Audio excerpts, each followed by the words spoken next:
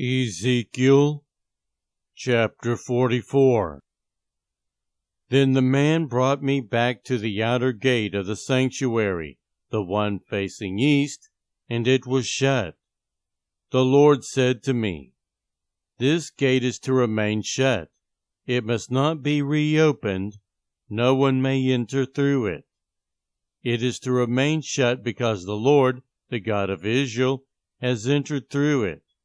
The prince himself is the only one who may sit inside the gateway to eat in the presence of the Lord. He is to enter by the way of the portico of the gateway and go out the same way." Then the man brought me by way of the north gate to the front of the temple. I looked and saw the glory of the Lord filling the temple of the Lord, and I fell face down. The Lord said to me, "Son of man, look carefully, listen closely, and give attention to everything I tell you concerning all the regulations and instructions regarding the temple of the Lord. Give attention to the entrance to the temple and all the exits of the sanctuary. Say to rebellious Israel, 'This is what the Sovereign Lord says. Enough of your detestable practices, people of Israel. In addition to all your other detestable practices, you brought foreigners uncircumcised in heart and flesh into my sanctuary, desecrating my temple while you offered me food, fat, and blood, and you broke my covenant. Instead of carrying out your duty in regard to my holy things, you put others in charge of my sanctuary. This is what the Sovereign Lord says. No foreigner uncircumcised in heart and flesh is to enter my sanctuary, not even the foreigners who live among the Israelites. The Levites who went far from me when Israel went astray, and who wandered from me after their idols, must bear the consequences of their sin. They may serve in my sanctuary, having charge of the gates of the temple and serving in it. They may slaughter the burnt offerings and sacrifices for the people, and stand before the people and serve them. But because they served them in the presence of their idols and made the people of Israel fall into sin, therefore I have sworn with uplifted hand that they must bear the consequences of their sin, declares the Sovereign Lord.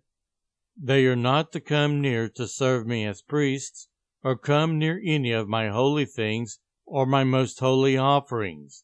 They must bear the shame of their detestable practices, and I will appoint them to guard the temple for all the work that is to be done in it.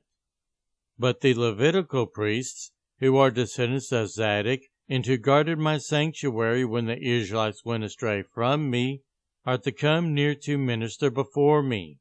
They are to stand before me to offer sacrifices of fat and blood, declares the Sovereign Lord. They alone are to enter my sanctuary.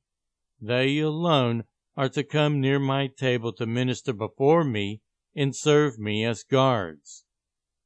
When they enter the gates of the inner court, they are to wear linen clothes.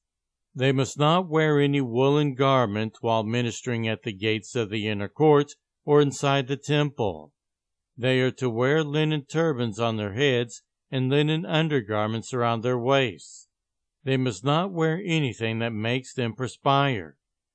When they go out into the outer court where the people are, they are to take off the clothes that they have been ministering in, and are to leave them in the sacred rooms, and put on other clothes, so that the people are not consecrated through contact with their garments. They must not shave their heads or let their hair grow long, but they are to keep the hair of their heads trimmed. No priest is to drink wine when he enters the inner court. They must not marry widows or divorced women. They may marry only virgins of Israelite descent or widows of priests. They are to teach my people the difference between the holy and the common, and show them how to distinguish between the unclean and the clean. In any dispute, the priests are to serve as judges, and decide it according to my ordinances. They are to keep my laws and my decrees for all my appointed festivals, and they are to keep my Sabbaths holy. A priest must not defile himself by going near a dead person.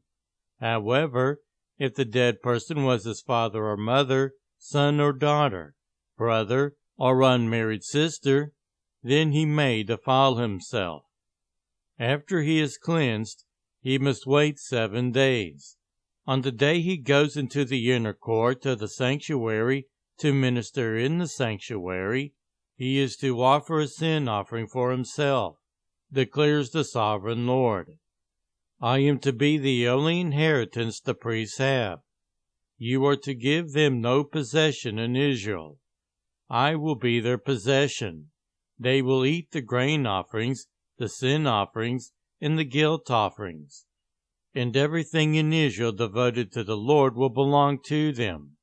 The best of all the first fruits and all of your special gifts will belong to the priests.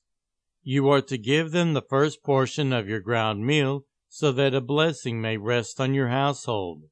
The priest must not eat anything, whether bird or animal, found dead or torn by wild animals.